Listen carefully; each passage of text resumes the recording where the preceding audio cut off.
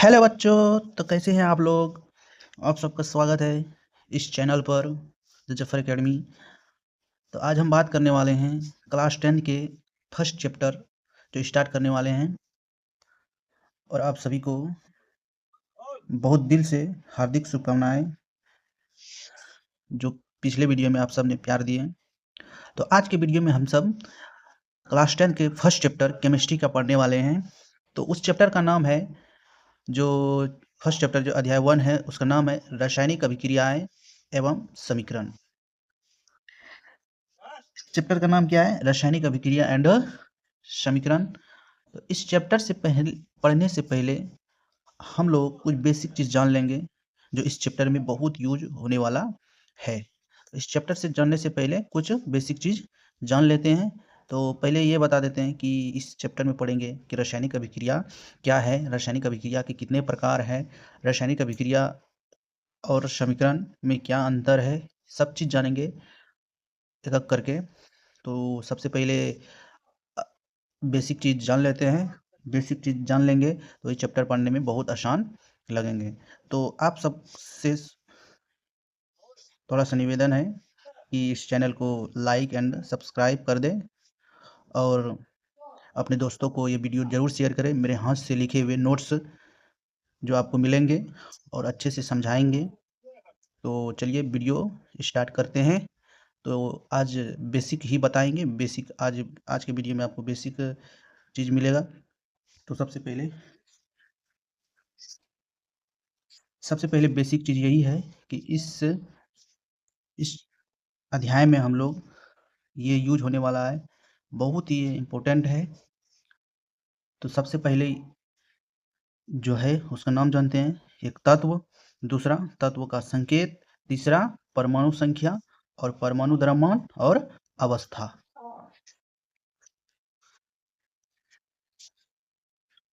तत्व जो है 20 तक कम से कम, हमको 30 तक कम से कम याद रहना चाहिए।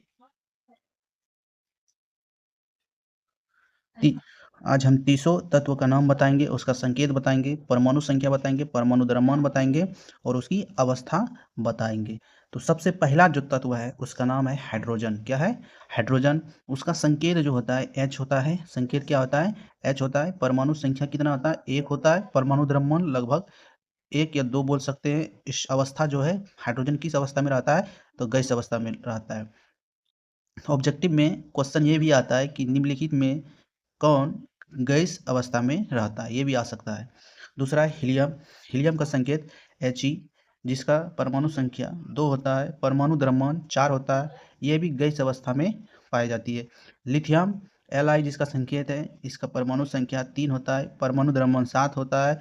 लिथियम जो है सॉलिड अवस्था में पाई जाती है। उसके बाद बेरिलियम है। बेरिलियम जो है, इसका संकेत Be, इसका परमाणु संख्या 4 होता है और ये परमाणु द्रव्यमान 9 होता है और ये भी सॉलिड अवस्था में रहता है, यानी सॉलिड का मतलब ठोस अवस्था में रहता है। फिर ब्रोन है। ब्रोन का संकेत बी है। बी का ब्रोन संकेत है, परमाणु संख्या 5 है, परमाणु द्रव्यमान 11 है और ये भी सॉलिड अवस्था में पाई जाती है। उसके बाद है कार्बन। कार्बन का संकेत सी होता है और इसका परमाणु संख्या 6 होता है, परमाणु द्रव्यमान जो 12 होता है, ये भी किस अवस्था में पाई जाती है? सॉलिड अवस्था में पाई जाती है। फिर उसके बाद है नाइट्रोजन। क्या है? नाइट्रोजन, जिसका संकेत N होता है, परमाणु संख्या जो है 7 होता है, परमाणु द्रव्यमान जो 14 होता है इसका, ये भी किस अवस्था में पाई जाती है? गैस अवस्था में पाई जाती है। फिर उसके बाद है ऑक्सीजन। ऑक्सीजन का परमाणु संकेत O है, परमाणु संख्या 8 है और परमाणु द्रव्यमान 16 है और किस अवस्था में पाई जाती है? गैस अवस्था में पाई जाती है। उसके बाद है फ्लोरीन। फ्लोरीन का संकेत F है, परमाणु संख्या 9 है, परमाणु द्रव्यमान 19 होता है, किस अवस्था में पाई जाती है? गैस अवस्था में पाई जाती है। उसके बाद नियोन है। नियोन का संकेत Ne होता है, परमाणु संख्या 10 होता है और परमाणु द्रव्यमान 20 होता है, ये भी गैस अवस्था में पाई जाती है। फिर उसके बाद है सोडियम। सोडियम का संकेत Na होता है। सोडियम का संकेत क्या होता है? Na और परमाणु संख्या 11 होता है, परमाणु द्रव्यमान 10 होता है, इसका किस अवस्था में पाई जाती है? सॉलिड अवस्था में पाई जाती है। उसके बाद मैग्नीशियम है। मैग्नीशियम का संकेत Mg होता है, इसका परमाणु संख्या जो है 12 होता है, परमाणु द्रव्यमान जो है 24 होता है, ये किस अवस्था में पाई जाती है? सॉलिड अवस्था में पाई जाती है। उसके बाद एल्युमिनियम है। एल्युमिनियम का संकेत जो है Al होता है, फिर इसका परमाणु संख्या जो है 13 है, परमाणु द्रव्यमान जो 27 है, किस अवस्था में पाई जाती है? सॉलिड अवस्था में पाई जाती है। उसके बाद सिलिकॉन है, सिलिकॉन का संकेत Si होता है और उसका परमाणु संख्या जो है 14 होता है और परमाणु द्रव्यमान 28 होता है। किस अवस्था में पाई जाती है? सॉलिड अवस्था में पाई जाती है। उसके बाद फास्फोरस है, फास्फोरस का संकेत P होता है और इसकी परमाणु संख्या 15 है और किस अवस्था मतलब परमाणु द्रव्यमान कितना है? 31 होता है। किस अवस्था में पाई जाती है? सॉलिड अवस्था में पाई जाती है। उसके बाद सल्फर, नेक्स्ट क्या है? सल्फर। सल्फर का संकेत क्या होता है? एस होता है। परमाणु संख्या कितना होता है? 16 होता है। परमाणु द्रव्यमान कितना होता है? 32 होता है। इसका किस अवस्था में पाई जाती है? सॉलिड अवस्था में पाई जाती है। उसके बाद क्लोरीन, क्लोरीन का संकेत Cl और इसका परमाणु संख्या 17, परमाणु द्रव्यमान कितना होता है? 35.5। किस अवस्था में पाई जाती है? गैस अवस्था में पाई जाती है। आर्गन है, आर्गन का संकेत क्या है? Ar, परमाणु संख्या कितना है? 18, परमाणु द्रव्यमान कितना होता है? 40 और परमाणु द्रव्यमान किस अवस्था में पाई जाती है? गैस अवस्था में पाई जाती है। पोटासियम, पोटासियम का संकेत क्या होता है? K होता है। इसका परमाणु संख्या क्या होता है? 19 होता है। परमाणु द्रव्यमान कितना होता है? 39 होता है। किस अवस्था में पाई जाती है? सॉलिड अवस्था में पाई जाती है। कैल्शियम, बिस्मा जो है क्या है? कैल्शियम। इसका संकेत क्या होता है? Ca, परमाणु संख्या क्या होता है? 20 और परमाणु द्रव्यमान कितना होता है? 40। किस अवस्था में पाई जाती है? सॉलिड। तो इसमें याद करने वाला मेन जो है एक कैल्शियम है, कैल्शियम का याद कर ले, फिर आर्गन का याद कर ले। पूछ सकता है ऐसा 2 तत्व का नाम बताओ जिसका परमाणु द्रव्यमान सेम होता है। तो परमाणु द्रव्यमान किसका किसका सेम होता है? एक आर्गन और कैल्शियम का, जिसका 40 होता है। परमाणु द्रव्यमान कितना होता है? 40। उसके बाद क्लोरीन का याद कर ले 35.5। उसके बाद मैग्नीशियम का याद कर ले, सोडियम का याद कर ले संकेत सोडियम, क्योंकि सोडियम SO से स्टार्ट होता है और इसका संकेत Na होता है। उसके बाद नेक्स्ट है याद करने वाला कार्बन। उसके बाद नाइट्रोजन का याद कर ले, ऑक्सीजन का याद कर ले। ये सब मैन है, 20 तक जो है मैन है और 30 तक पढ़ना है। 30 पढ़ते हैं। एक इसमें देख लेते हैं, स्कैंडियम। सबसे पहले क्या है तत्व का नाम? स्कैंडियम। इसका संकेत होता है Sc। इसका परमाणु संख्या कितना है? 21। परमाणु द्रव्यमान कितना है? 45। किस अवस्था में पाई जाती है? सॉलिड अवस्था में पाई जाती है। उसके बाद टाइटेनियम, क्या है? टाइटेनियम, टाइटेनियम का संकेत क्या होता है? Ti। उसके बाद इसका परमाणु संख्या कितना होता है? 22। परमाणु द्रव्यमान कितना होता है? 48।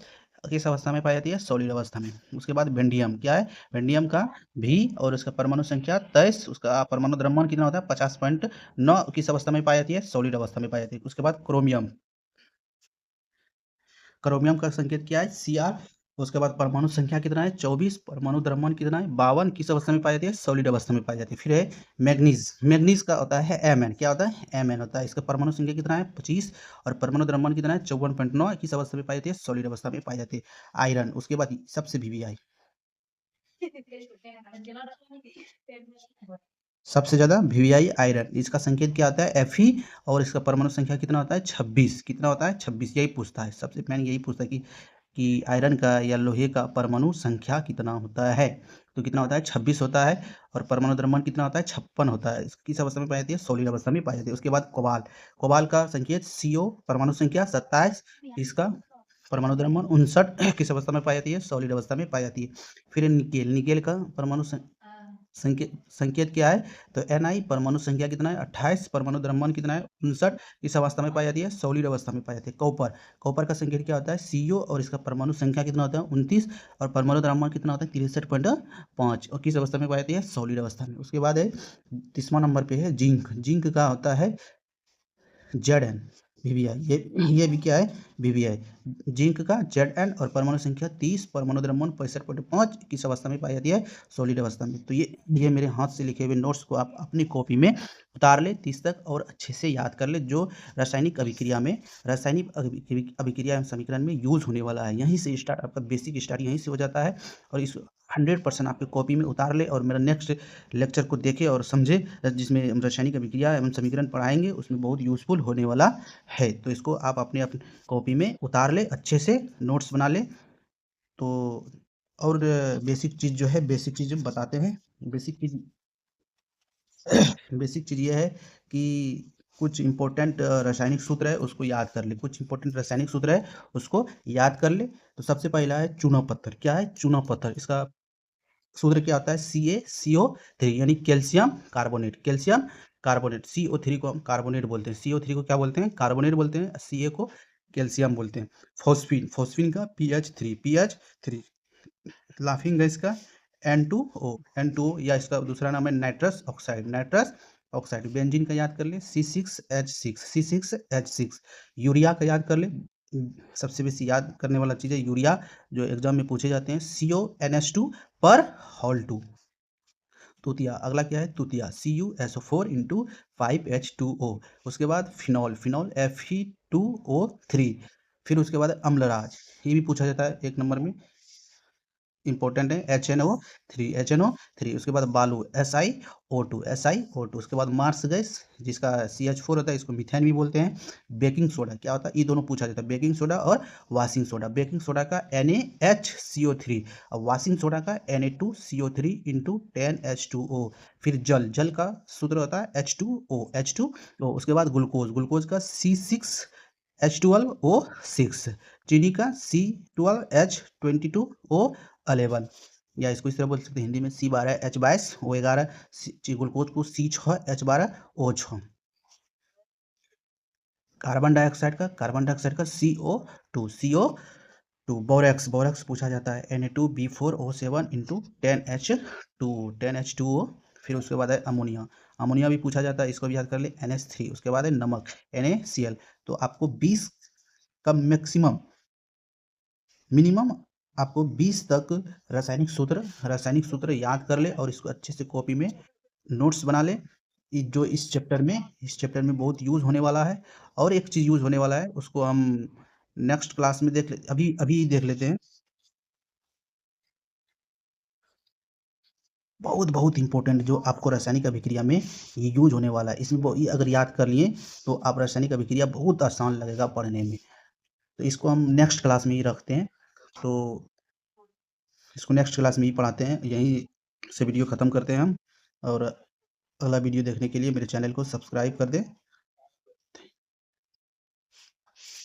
नेक्स्ट वीडियो में हम रासायनिक अभिक्रिया एवं समीकरण पढ़ते हैं। उससे पहले हम सब थोड़ा सा ये बेसिक चीज़ जान लेंगे, वैलेंसी, धनात्मक वाला और ऋणात्मक वाला। इससे ही रासायनिक सूत्र जो जितना जितना हम रासायनिक सूत्र बताएं, सब इसी से बनता है।